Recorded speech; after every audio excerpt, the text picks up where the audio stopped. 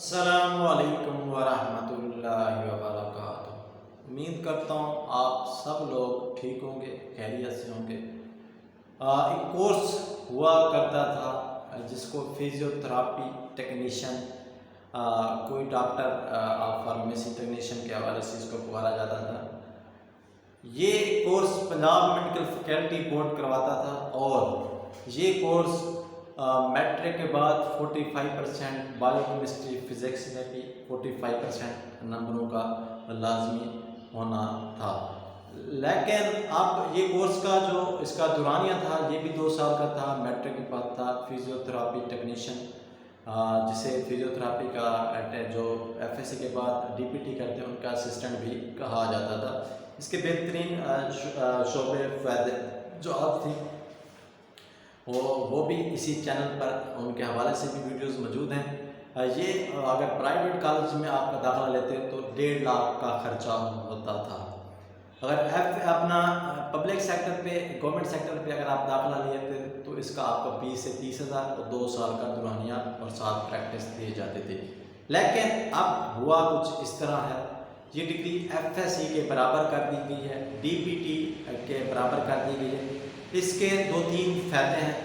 एक कुछ लोगों का सवाल था जो वीडियो का मुझे बनाने पर मजबूर किया लोगों ने।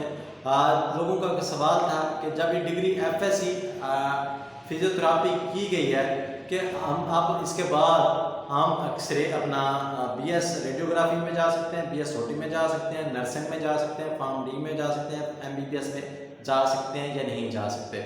इस तरह के सवाल कर रहे हैं, उनको जवाब देंगे। और अब आपको मालूम है इसके 8 सब्जेक्ट किए गए हैं।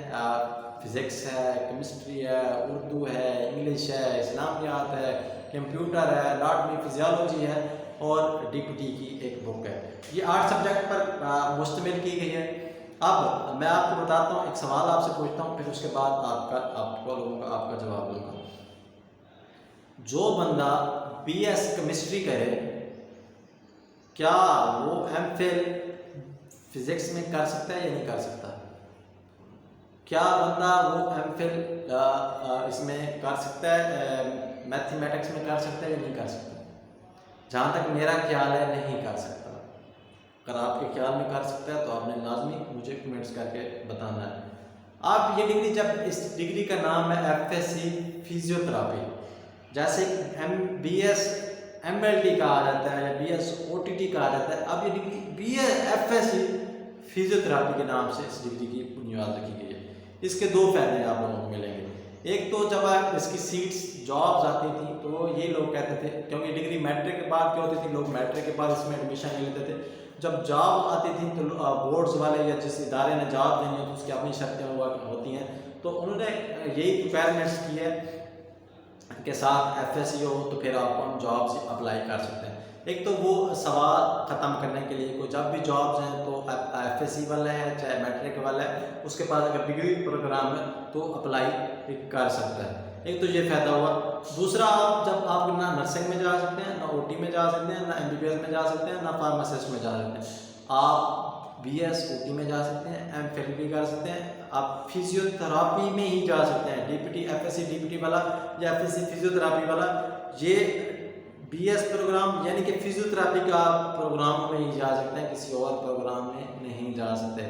आपको जितना भी लोग कह रहे हैं, आपको अफवाहें दे रहे हैं, वो हाँ आप हत्ता कि ये हुआ है, हालांकि ये रिक्वेस्ट की गई है कि इसके 8 सब्जेक्ट हैं, उसके 6 थे। अब इस डिग्री को वैसे ही एफएससी के बराबर कर दिया जाए जैसे दूसरी डिग्रीज हैं, तो उसी तरह किया जाए ताकि हम किसी और प्रोग्राम में जा सकते हैं। दरखास्तें गई पड़ी हैं इस्लामाबाद बोर्ड में, पंजाब फैकल्टी बोर्ड में भी।